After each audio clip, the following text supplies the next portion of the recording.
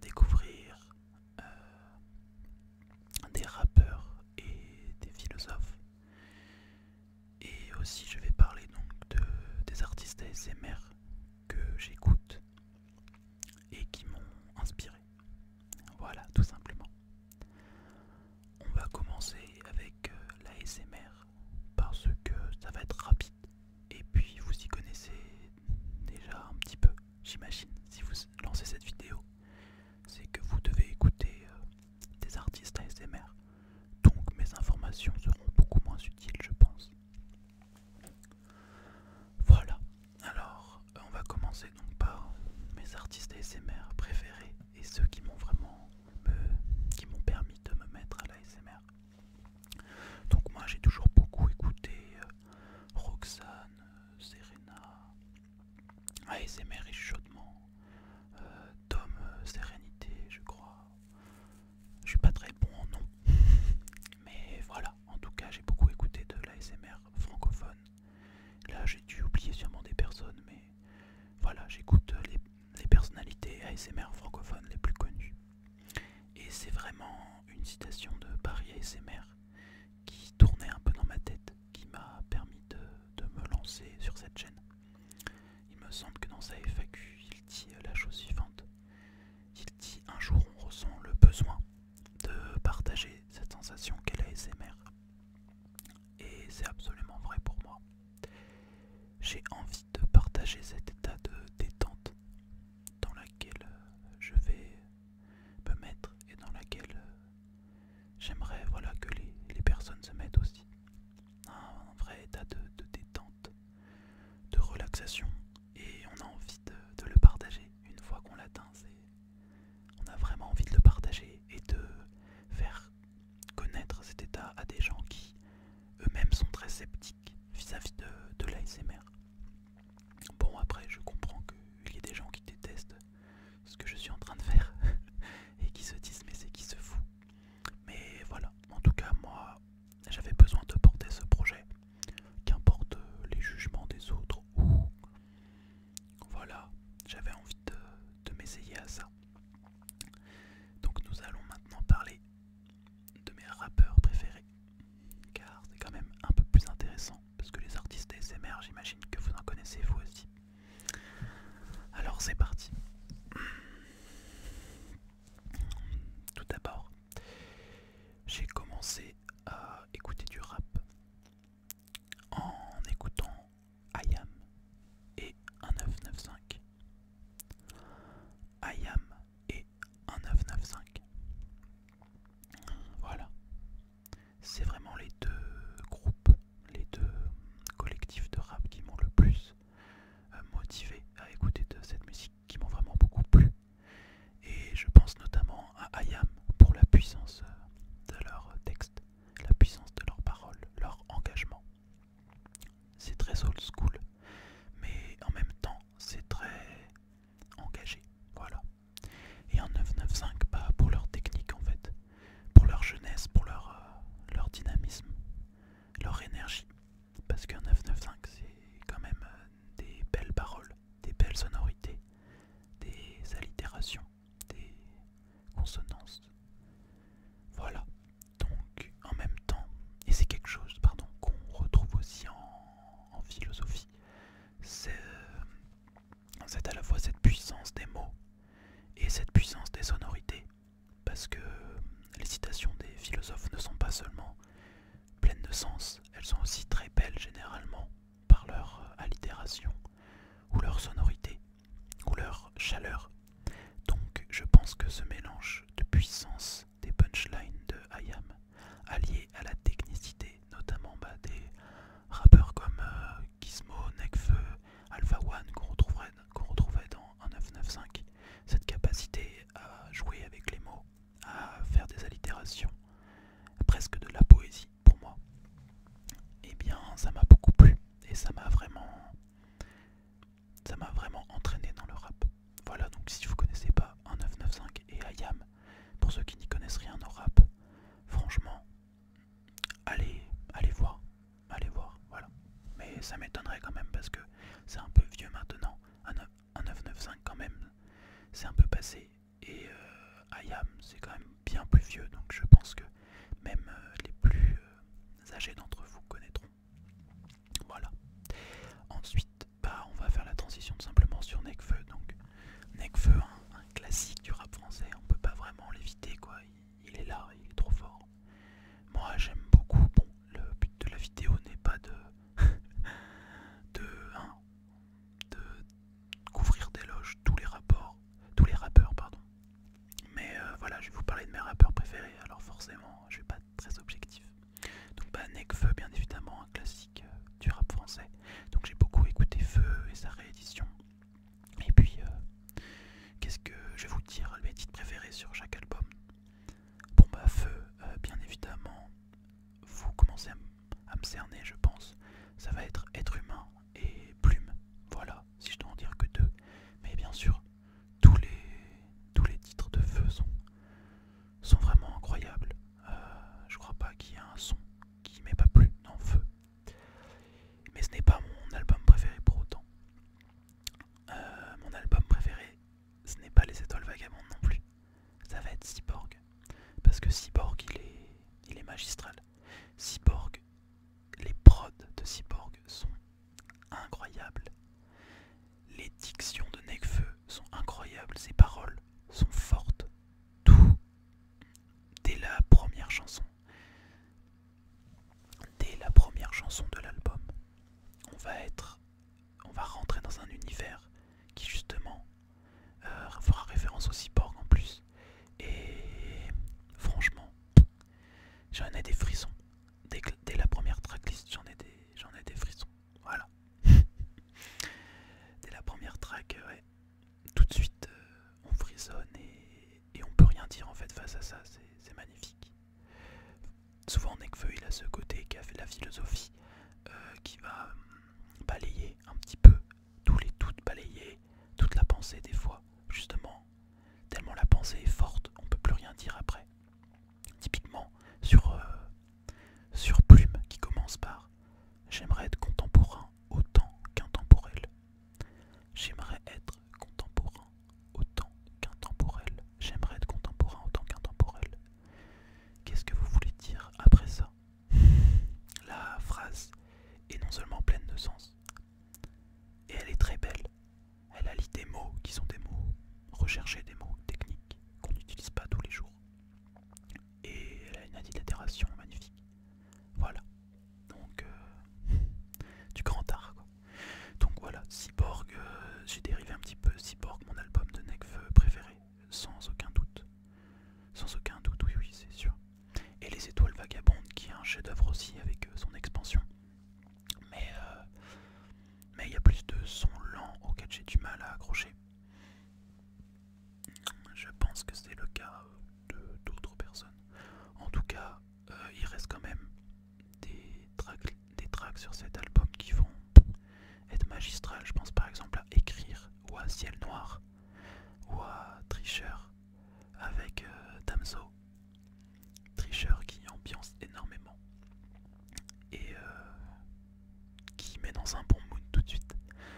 Ciel Noir pour sa composition, Ciel Noir pour sa musique, Ciel Noir pour ses paroles incroyables, Ciel Noir parce que ça transcende même le rap. Là on est dans autre chose, je pense, on est dans quelque chose de plus puissant. Et voilà. Écrire, bien évidemment. Écrire, allez lire le texte. Allez lire le texte, on devrait l'analyser en classe de français, ce texte. Et il y a beaucoup de textes de Nekfeu d'ailleurs qui sont très bien écrits. Je pense que c'est pas le meilleur rappeur français, mais un des rappeurs français qui écrit le mieux et qui écrit des choses qui sont vraies, qui trouve au fond de lui-même, je pense. Voilà. Donc je vous conseille aussi d'aller voir le film Les Étoiles Vagabondes, parce qu'il est vraiment bien. Et regardez ça un soir, moi, ça m'a mis bien, c'était très chill, ça m'a limite détendu. Voilà. Bon, faut que j'arrête avec Nekfeu et je vais passer toujours dans les rappeurs très connus. Vald, hein, tout simplement. Vald, pareil. J'ai peut-être un peu moins de m'éterniser, mais Vald, il est trop fort. Vald, on sait jamais s'il est sérieux, s'il est dans le troll, on sait pas. Mais il est pas premier degré, ça c'est sûr, sauf dans quelques musiques. Mais en tout cas, ce type est trop fort, quoi.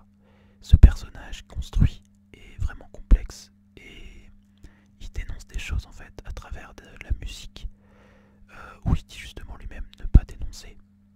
En fait, il se retrouve à dénoncer des choses et je trouve ça beau de pas forcément revendiquer ces combats-là, de dire qu'il... Parce que ça doit sûrement être le cas, il doit sûrement faire de la musique pour se faire plaisir et pour gagner de l'argent.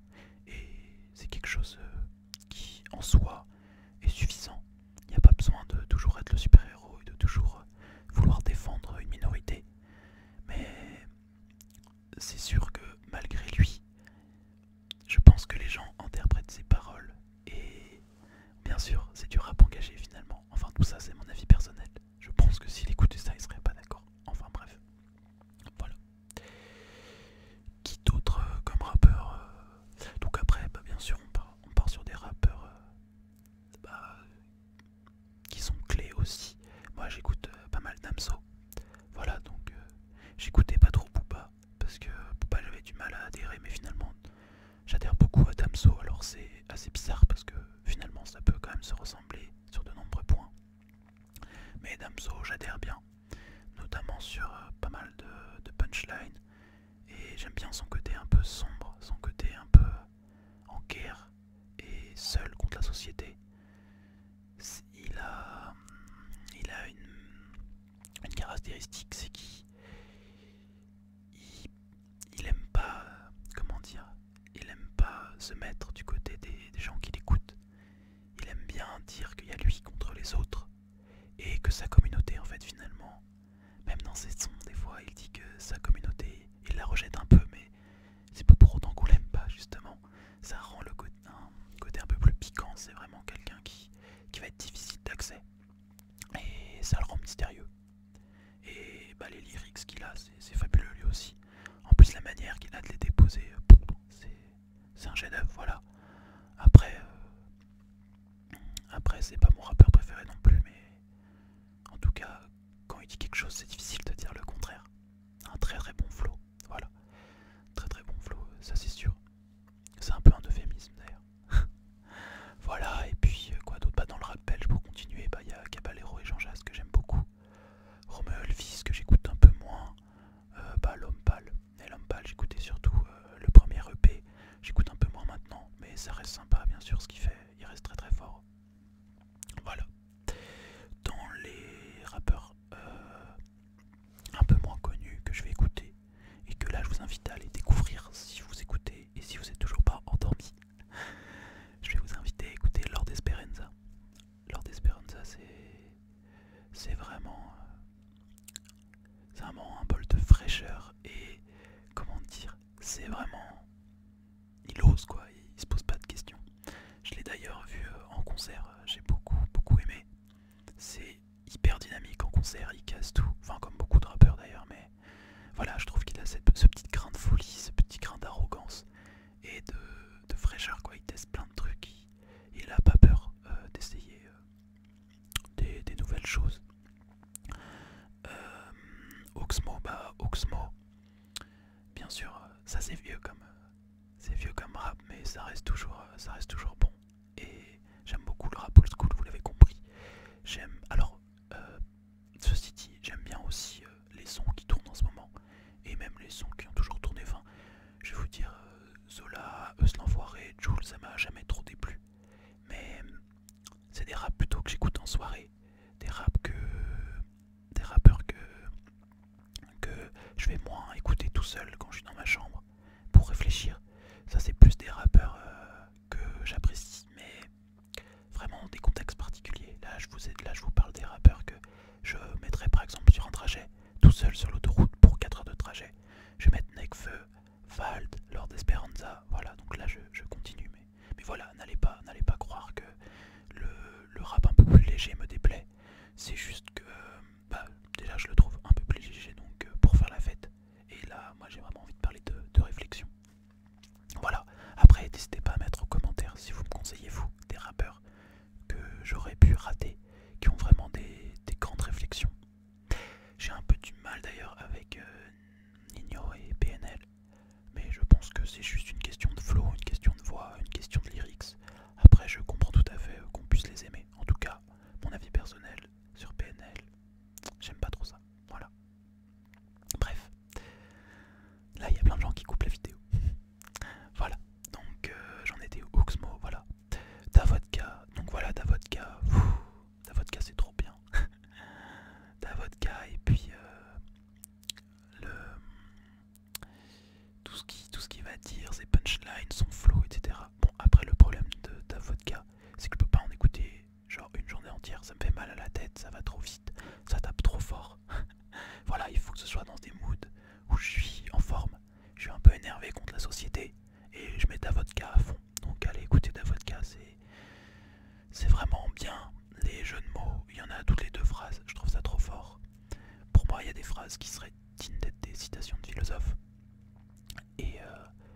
ce jeu de mots, enfin ces jeux avec les mots, c'est très très fort. Voilà, donc Davodka, je recommande.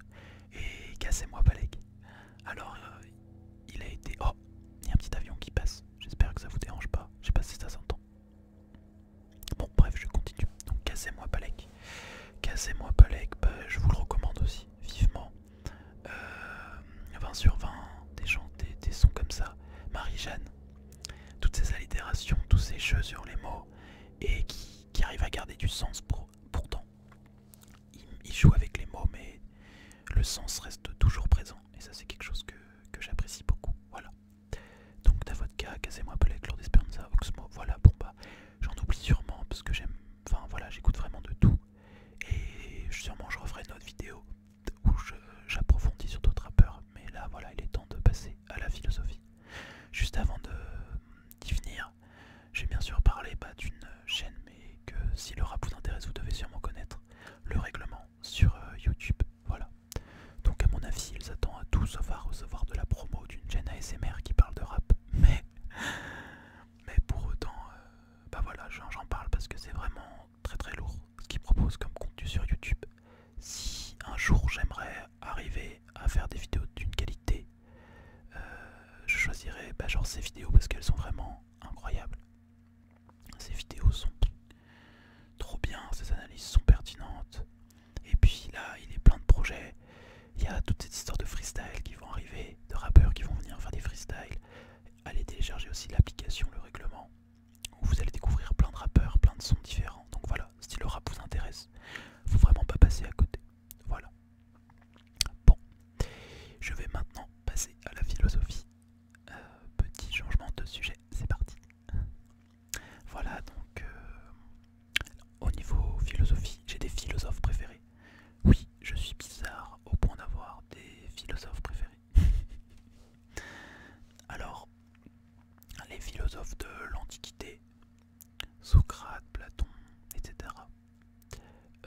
Bon, c'est un peu cliché, j'ai dit les plus connus, mais malheureusement les philosophes de l'Antiquité, même si j'aime bien, c'est très vieux et c'est très difficile à lire. Moi j'ai déjà lu Le Banquet de Platon en entier, et c'est sympa, on apprend des trucs, mais bon, il y a quand même plus accessible et plus agréable à lire, je trouve.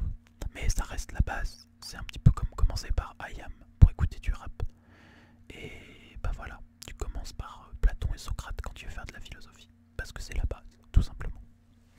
Mais c'est vrai que moi je suis vite passé à d'autres philosophes que j'aime beaucoup. Donc Moyen-Âge après, bon bah il y en a, Antiquité, Moyen-Âge, il y a des philosophes c'est sûr, mais ils sont, enfin ceux du Moyen-Âge sont un peu moins connus et puis je les aime moins. Quelqu'un que je vais vraiment apprécier, pardon, ça va être Pascal, parce que Pascal c'est trop bien. Non, plus sérieusement, j'aime beaucoup Pascal, j'aime beaucoup la vision qu'il a de l'homme, piégé entre ces deux infinis, l'infiniment grand et l'infiniment petit. Je trouve ça très d'actualité quand on se rend compte qu'on trouve toujours plus petit. On divise les atomes, on divise les quarks, on trouve toujours plus petit. Et quand on se rend compte qu'on découvre de nouvelles galaxies, qu'on arrive à évaluer la taille de l'univers et qu'on est vraiment tout petit dedans, mais qu'on est aussi immense par rapport à l'infiniment petit. Donc voilà, finalement, l'homme est un peu piégé entre ces deux immenses entités qui sont l'infiniment grand et l'infiniment petit, et que Pascal dit que la jonction de ces deux entités forme Dieu en fait finalement, et c'est la seule explication possible. Voilà, donc c'est très intéressant comme point de vue. Moi je suis pas un grand religieux, mais je peux comprendre que on va dire sa religion un petit peu scientifique, qui pour lui Dieu existe justement pour expliquer et pour donner une solution à la création de cet infiniment petit et cet infiniment grand. Je peux tout à fait comprendre parce que notre cerveau face à ça il peut pas vraiment trouver de solution. Ou alors en tout cas des gens qui sont très intelligents, mais moi franchement ça reste hors de ma portée. Comment expliquer l'infinité de l'univers? Comment expliquer l'infinité de la division des particules, etc. Enfin c'est impressionnant. Du coup je comprends que son espèce de rationalité dire que passe ta vie à croire en Dieu et vénère-le, parce que au pire, tu auras vécu une vie, on va dire, digne et une vie saine, où tu n'auras pas été dans les excès, tu n'auras pas été dans les péchés, et au mieux, Dieu existe, et en plus d'avoir passé une bonne vie saine, tu iras au paradis. Donc, bon, le mec est quand même malin, quoi. Voilà. Donc Pascal, donc même moi, si je suis pas du tout religieux, j'aime beaucoup sa réflexion autour de l'homme, notamment aussi autour du plaisir, du bonheur, de... Alors je sais pas si c'est exactement ça qu'il dit, mais ça me vient, là, ça me revient. Qu'est-ce qu'il dit déjà? Oui, on court bien plus vite vers le précipice une fois qu'on s'est mis un écran qu'on appelle le plaisir devant les yeux. Bon, c'est pas du tout la citation exacte, mais il me semble que c'est quelque chose dans ce genre-là. Et voilà, enfin, il dit des choses très très intéressantes sur le bonheur, le plaisir. Il compare le plaisir à la chasse, le désir. En fait, finalement, que l'homme est assoiffé de désir, mais qu'il n'atteint jamais le bonheur en les assouvissant. Voilà. Donc, très très intéressant. Je vous recommande vraiment de lire du Pascal, parce que c'est vraiment bien, c'est vraiment formateur et c'est vraiment accessible, je pense. En tout cas, il y a des pensées qui vont être très accessibles. Voilà. Donc ça c'était pour Blaise Pascal. Après ça reste très dépressif, hein, Pascal. Bon, faut pas le lire. D'ailleurs, non, je sais pas, non, je pense pas qu'il soit suicidé, mais en tout cas il souffrait énormément. Il avait une maladie, il me semble des maux au ventre, je crois. Il souffrait énormément et ça peut se ressentir quand on lit du Pascal. Voilà, avec Pascal, il y a Descartes qui est très intéressant. Et j'aime bien leur aspect scientifique à ces deux philosophes-là. Voilà, donc après, en philosophe contemporain, j'aime beaucoup Albert Camus. J'aime beaucoup Albert Camus. Alors, il peut être considéré comme quelqu'un qui n'est pas philosophe, mais en tout cas, pour moi, c'est un philosophe, c'est sûr et certain.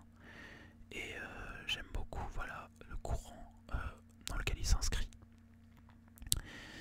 Et non, vraiment, Albert Camus et l'absurde et toutes ces choses-là, même au théâtre, l'absurde, j'aime beaucoup.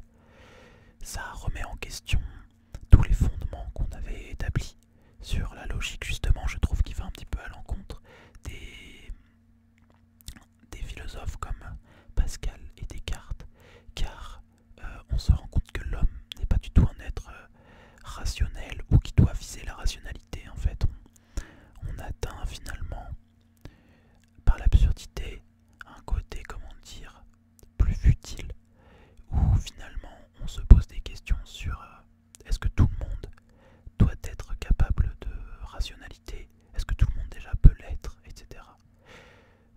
Voilà, je sais pas si je me fais comprendre parce que je suis un petit peu dans ma tête et je pense que toujours il y a des personnes en philo qui doivent m'écouter qui se disent mais qui c'est ce sozo là qui vient parler de philosophie alors qu'il n'y connaît rien. Voilà, moi en tout cas j'aime beaucoup Albert Camus. J'aime beaucoup aussi Alain. Alain pour son engagement un petit peu. Je trouve que il dit des belles choses vis-à-vis de l'engagement. Et prends ton lit et marche. Une citation de Alain que j'aime bien. Voilà. Il parle beaucoup de... J'aime beaucoup d'ailleurs son analyse de la tolérance. C'est un texte qui parle de la tolérance. Et il est vraiment très intéressant. Penser c'est dire non. Voilà, penser c'est dire non. C'est ça, ça me revient maintenant. Penser c'est dire non, c'est vraiment très très bien. Tapez penser c'est dire non sur internet et lisez-le. C'est pas très long. Et franchement, ça vaut le coup. Ça revient un petit peu à la base de la philosophie, qui est de nier les apparences. Et on tourne un petit peu autour du pot parce que ma première vidéo parle de ça. Mais c'est vraiment essentiel. Et il y a aussi cette division de la tolérance qui est très importante. Qui est la tolérance. Les gens ont tendance à croire que c'est accepté. On dit il faut être tolérant, il faut accepter les autres. Mais en fait, la tolérance, avant tout, c'est refuser l'intolérable. C'est refuser l'intolérable. Refuser l'intolérable. Voilà ce que c'est la tolérance. C'est-à-dire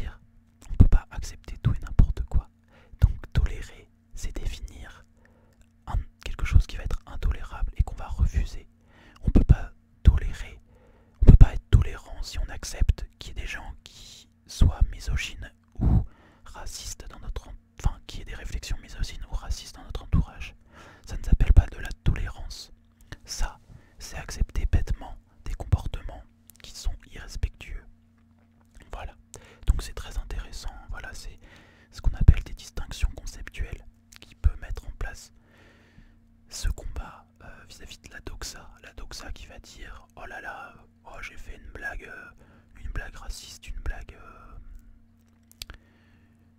sexiste et sous couvert de tolérance, bah ça doit passer. Mais le problème c'est que des fois c'est pas des blagues et il y a des gens qui vont vraiment avoir des propos racistes ou misogynes ou xénophobes.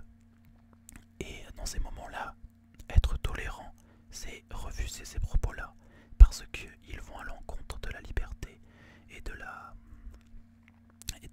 l'identité des autres. Parce que être tolérant, ce n'est pas accepter bêtement, c'est d'abord refuser l'intolérable et ensuite tolérer le reste. Voilà. Donc c'était une petite distinction conceptuelle pour ceux qui sont toujours là, qui n'ont pas quitté la vidéo ou qui ne se sont pas endormis.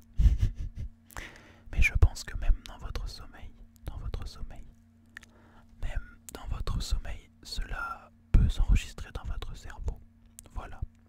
Je pense que je vais m'arrêter là pour cette vidéo parce qu'elle a déjà bien assez duré. On aura de toute façon l'opportunité de reparler de mes philosophes, de mes rappeurs et de mes artistes ASMR préférés.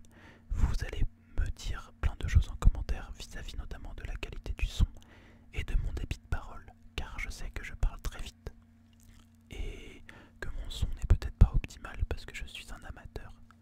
Donc voilà, n'hésitez pas à me dire si c'est bien ou pas, à me donner des pistes d'amélioration. Et sur ce,